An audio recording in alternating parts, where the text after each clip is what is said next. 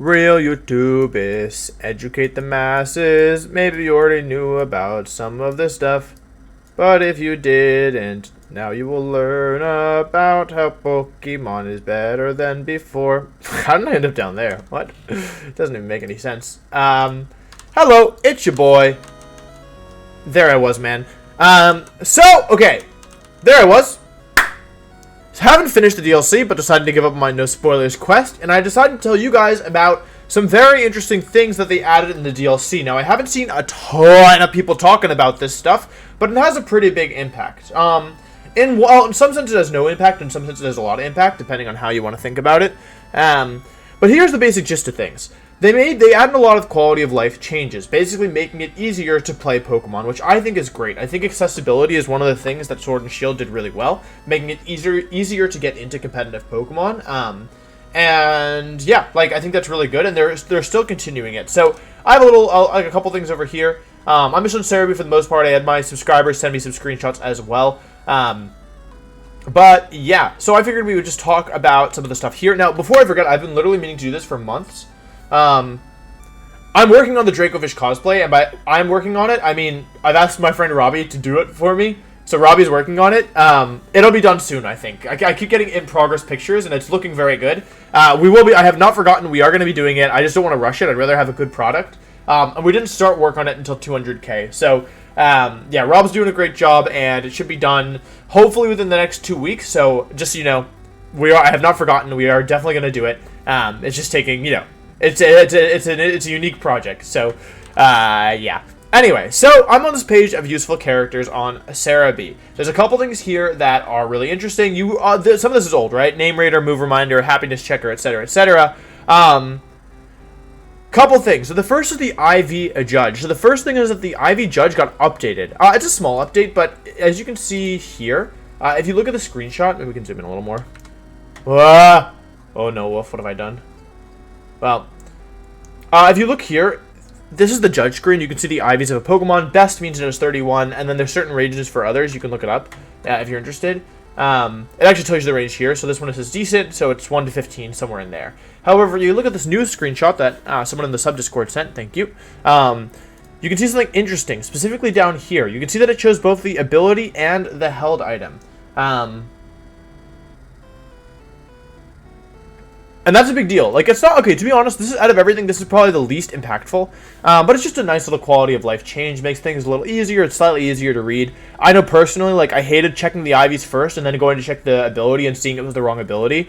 And then being well, this thing is useless, I guess. So, yeah, I'm personally happy to see that. I think that's it's a small update, but it makes things nicer, right? It shows, they care, which is cool.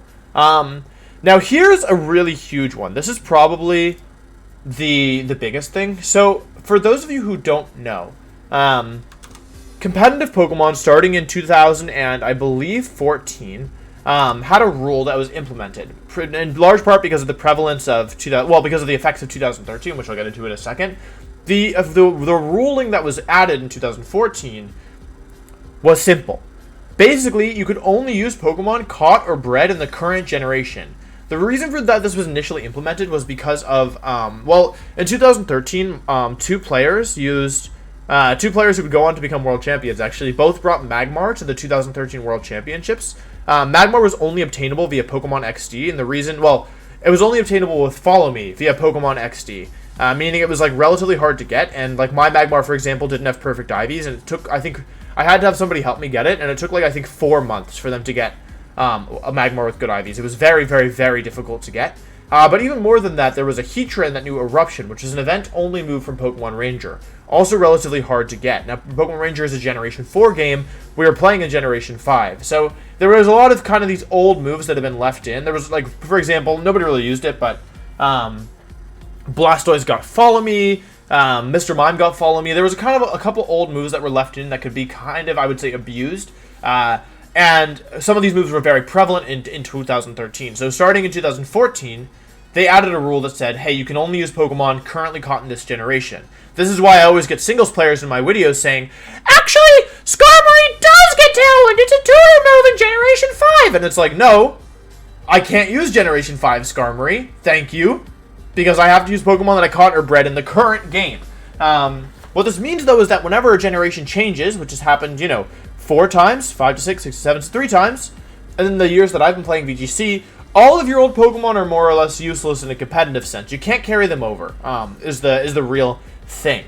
You can carry over them for the purposes of breeding. For example, I've used the same Dittos for ages, got a good one back in Generation 5, I think, or maybe even Generation 4, and just have been using that for ages to breed. I actually have new ones. Actually, well, I actually get new Dittos often. That doesn't really matter, but I could have, the point is that I could have carried Dittos over if I wanted. However, I couldn't, if I carry over, my, my Tyranitar from Generation 5, I can only use that to breed. I can't just bring it to battle.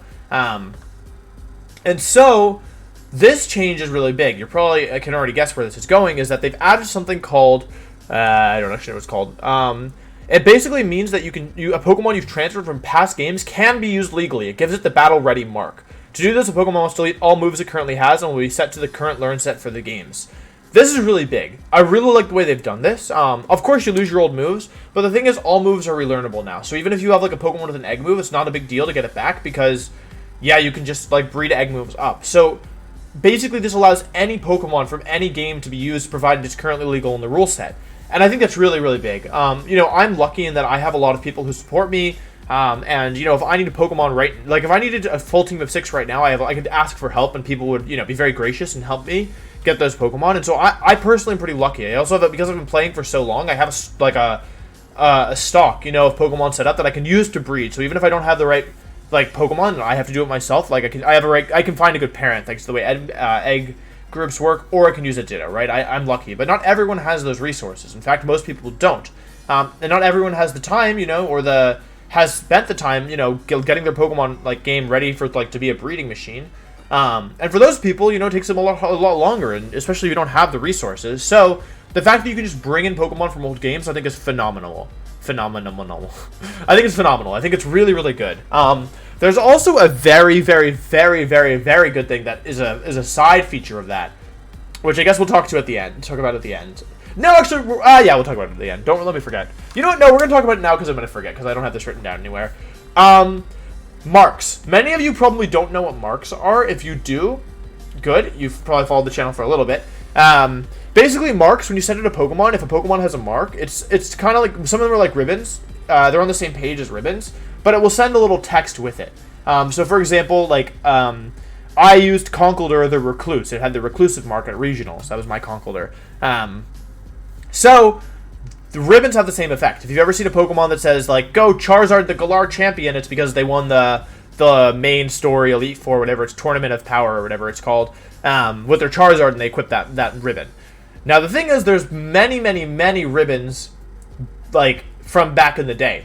And because of this specifically, because of this feature, those Pokemon are now legal. It only wipes the rule set, the move set. It doesn't wipe the ribbons. So, the mark metagame has just changed. There's now we have to look at all past games. I saw somebody who got there was, I guess, something you only got for beating some complicated thing in Pokemon Silver, I think, or maybe Soul Silver, and they had to go through 4 transfer processes to get it. It was a Tyranitar. It was really cool. And so, yeah, basically the mark metagame has changed forever, in my opinion, which is cool. Okay, next up, Max Soup. Now, this is really good. Many of you know that one of the things they added this generation was Gigantamax, and also we can talk about bottle caps. Basically, Gigantamax is you enter... I mean, you guys know how Gigantamax works, right? I don't have to explain it to you. You get it from a raid, but the thing is, unless you get very lucky, it's not going to have the IVs you want. However, normally it's not a problem, simply because you can just use bottle caps to raise the IVs. So, for example, if my Charizard had a 17 defense IV, I could just bottle cap it, and it would be fine. However, there's an issue. What if your Pokemon doesn't want max IVs in a stat? For example, when I want to use Hatterene, it's extremely difficult to get G-Max Hatterene with 0 speed, ideally 0 attack, and the right ability, which is the hidden ability. In fact, it's pretty close to, not impossible, but it's very difficult. It requires a lot of work. And sometimes you have to make sacrifices, like not having perfect attack IV, and perfect being 0 in this case. Having too high attack IV, etc., etc., or maybe not having 0 speed. It's a real drag to get, in short. And although it's not impossible, it's a real drag. And it's not just Hatterene, it's any Pokemon that wants 0 speed IV. So if you want to run 0 speed IV Lapras, same thing, right? Or if you want to run a weird speed IV in a Pokemon, some Pokemon don't want 0 or 31, it's the same thing. It's really hard to get. And so, what Max Soup does is it allows you to turn any Pokemon that can Gigantamax into its Gigantamax form. Which is really good. That's really good. Now if I want to use G-Max Hatterini, I can breed one with 0 attack, 0 speed. Way easier. So much easier with proper parents. And then just give it the soup. It's really, really nice. So, yeah, I don't know. I think that's sick. I think that's a really good quality of life change. This is probably the second most impactful after Battle Ready Marks. In exchange for 10 Armorite ore, they'll wipe all your EVs. Previously, if you wanted to wipe EVs on a Pokemon, you had to, like, use berries. And the thing is, berries are fine. Like, I actually like berries as a mechanic. The issue, though, is that there's no... What the heck? Bro. Oh, it's a leaf. I was like... Sorry, I thought there was, like, a bird, like, diving, but it was a leaf. Anyway, like, berries are fine, right? I have no issue with berries, except in this game I have issues with berries because we don't have berry fields. Now, in past games, the way that it worked is you could plant berries, water them, and then get more. So basically, like, I would spend, like, a week and just be, like, berry farmer man, and then have, like, so many effort berry things that I never had to worry about. And again, it was fine. In this game, you can't do that. There's no way to farm your berries. You have to go back to trees and keep getting them over and over again. It's infinitely more tedious and much harder to build up a good stock, in my opinion. And those are the only ways to wipe EVs on a Pokemon. It made it really, really frustrating. Now, we have the effort value remover. For 10 Armorite ore, which is an in-game item, they'll remove all your EVs from a Pokemon. Now, that's, like, really, really valuable. Yeah, it's because, like, you know, in order to fully wipe a Pokemon's EVs, you need over 50 berries, right? And you need 50 of the proper berries.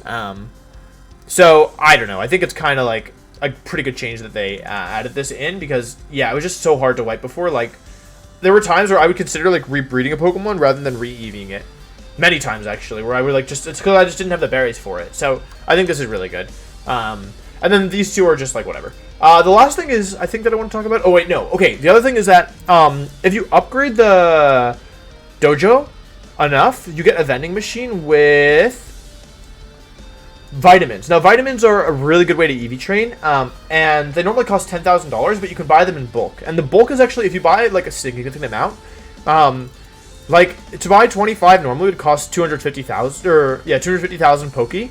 Now it's at half off. So basically this is pretty nice. And all it costs is watts, which are, like, pretty easy to... Like, they're not really, like, valuable, in my opinion. Like, you can do some stuff with them, but they're, like... It's, like, a one-time use to add these vitamins to the vending machine. You need 400,000 watts, and then, yeah. Yeah. So I think that's pretty good, in my opinion. Like, it's just, like, you just put in the watts at first, and then you just have cheap vitamins for the rest of the game, which is really good. It makes EV training easier. And now, actually, last but not least, another small quality of life change. You can see, this is team preview. Before, it was, like, pretty bad because you couldn't see everything on one screen. Like, in order to see your opponent's team, you'd have to press X. Now you can see everything, which is just super nice. Like, yeah, the fact that you can just easily see all of your opponent's Pokemon, this is how it always probably should have been, but I'm glad they fixed it and didn't just ignore it. So, yeah, this is overall another good change for the game. Makes it just, like, easier to see. You don't have to be pressing X, monkeying around with all that stuff. So, yeah, overall, I think really, really good changes. Not everything we wanted, of course. No zero IV bottle caps, but a lot of stuff that's really, really good and goes a long way. So, yeah, overall, I'm really happy with the changes. It feels like they were listening to what we wanted, and I think they did a good job with the implementation as well. Now, that's all I have to say. As always, please remember to brush your teeth, and I'll see you tomorrow for the next video. Goodbye. Oh, also subscribe to the channel, please. Where to check? What? You're not subscribed? I can see. Hey, why aren't you subscribed? What are you doing? Don't you want to be a part of the Wolfe Glick, a part of Wolf Corp? Don't you want to be a schemist, to be a part of this pyramid scheme? Anyway, that's all I have to say. I'm just kind of waffling. Goodbye.